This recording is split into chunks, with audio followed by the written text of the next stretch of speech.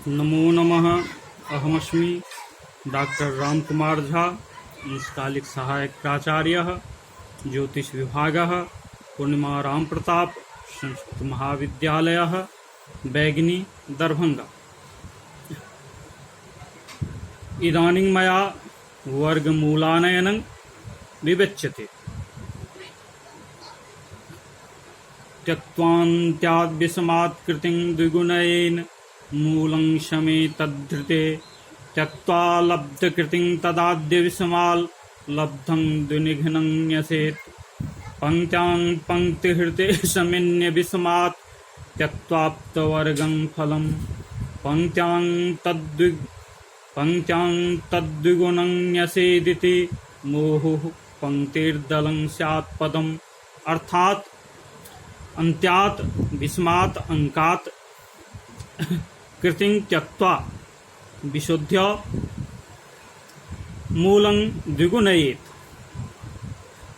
तद्धृते शमे लब्धकृतिं तदाद्य विषमात् त्यक्त्वा विशुद्ध्य लब्धं द्विनिघ्नं पंक्त्यां न्यसेत्।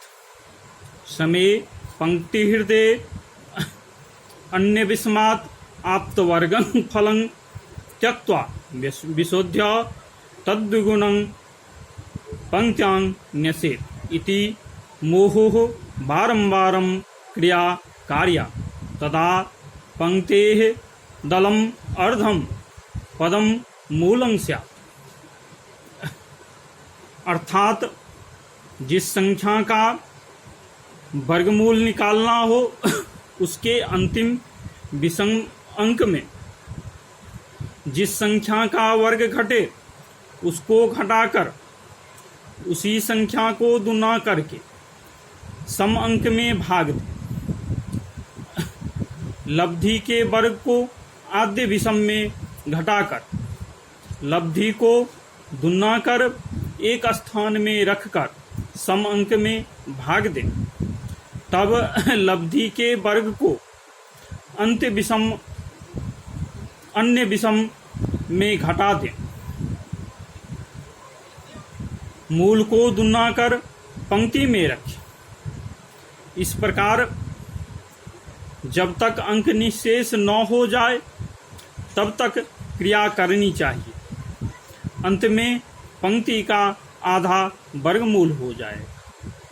इसका भाव यह है कि जिस अंक का वर्ग घटाया जाए उस अंक को द्विगुणित कर एक एक स्थान बढ़ाकर लिखें। अंत में जिसका वर्ग घटे उसे भी दुना कर लिख दें। शेष में सबों का योगार्थ करने पर वर्गमूल के समान होता है। इसके तुल्य वर्गमूल न हो तो उसे अशुद्ध समझना चाहिए। अत्रोपपत्ति क जोड़ गौ का वर्ग बराबर क वर्ग जोड़ 2 क गौ जोड़ गौ वर्ग होता है। अब यहाँ पर इस स्वरूप के अवलोकन मात्र से ही उपर्युक्त सूत्र स्पष्ट हो जाता है।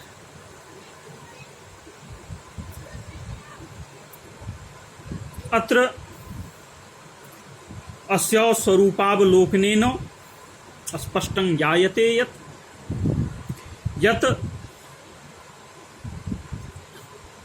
प्रथमं मन्त्याङ्कवर्गस् ततो द्विगुणितान्त्योपान्त्याङ्कयोर्घातस् ततः उपान्त्यवर्गस् तेन अन्त्याद् विषमाङ्काद् यस्य वर्गः शुध्यति तं शोधयेत् ततस्तेन द्विगुणितमूलेन समे भक्ते सति उपान्तिमाङ्कः स्यात्। तस्य वर्गं तदाद्य विषमे शोधनेन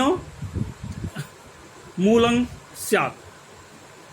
शेष सत्वे तो शेष सत्वेतु पुनर्मूलं द्विगुणयेत इत्यादि क्रिया कर्तव्या इति उचितेवैति सर्वम उत्पन्नम। अर्थात यहाँ पर इस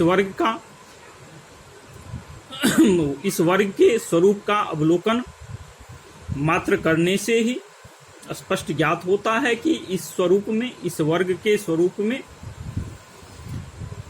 सर्वप्रथम अंत्य अंक का वर्ग है, उसके बाद द्विगुणित अंत्य और उपांत्य अंक का घात है, उसके बाद उपांत्य वर्ग। इसलिए यहाँ पर आचार्य ने कहा है कि सर्वप्रथम अंत्य विषम अंक से जिसका वर्ग घटे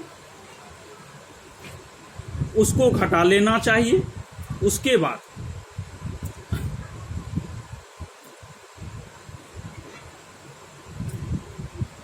उस वर्ग के मूल को द्विगुणित कर सम अंक में भाग देने पर यहाँ पर स्वरूप में उपांतिमांक प्राप्त होता है। इसलिए वर्ग के मूल को द्विगुणित कर सम अंक में भाग देने के लिए उपर्युक्त सूत्र में कहा गया है। उसके बाद उस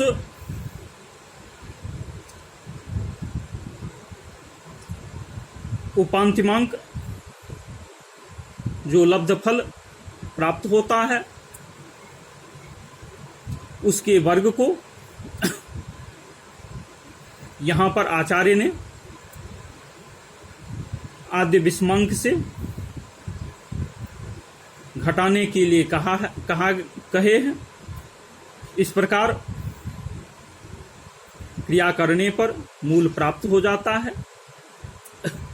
यहाँ पर क्रिया करने के बाद भी यदि शेष अंक प्राप्त बच जाता है तब पुनः द्विगुणित आदि क्रिया करनी चाहिए।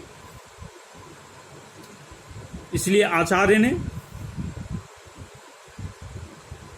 मुहुः पंक्त्यां तद्विगुणं न्यसेदिति मुहुः, ऐसा आचार्य ने यहाँ पर कहा है। बार बार क्रिया करने के लिए आचार्य ने कहे हैं, जो उचित ही है।